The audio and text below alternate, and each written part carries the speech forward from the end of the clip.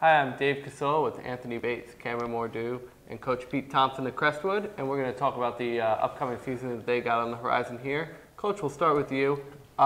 Here we are, we're on the verge of 2015 season, and how are you feeling about the team, and what are your expectations?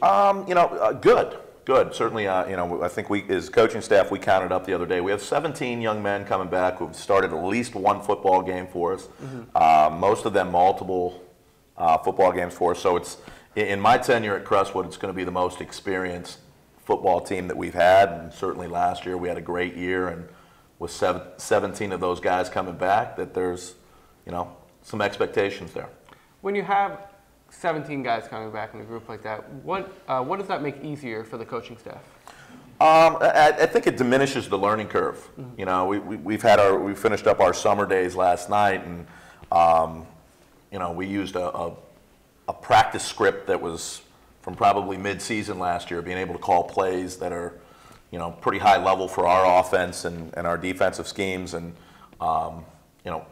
being able to actually do something like that just off of your summer 10 days is further along than we've been there at that point. So that lack of learning curve, for us now, two-a-days becomes a refining point more than a teaching point.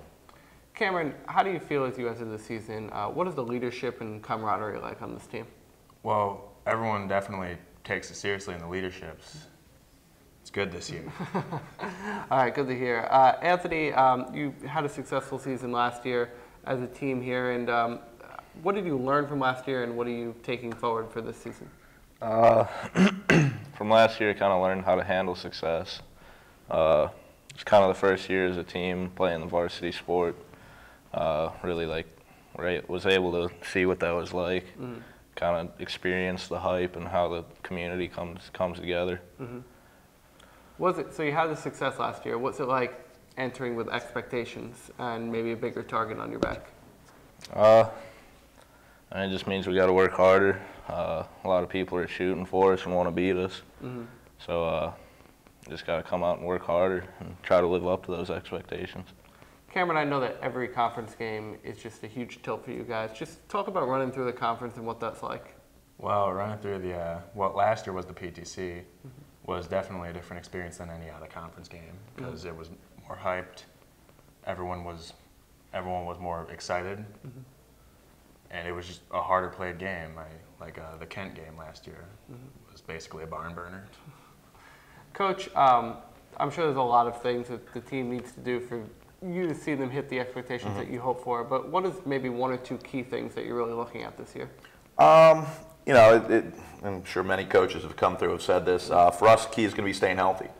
A school our size, a roster our size, we've got a lot of kids coming back, as I've talked about, but depth is always going to be of concern. So staying healthy certainly will be something as a coaching staff that we'll try to monitor and maintain as much as humanly possible there. And then for us, just that level of complacency. As Anthony talked about, last year we had the best season in school history, arguably ever, definitely within the last 25 years. How do you handle that success now?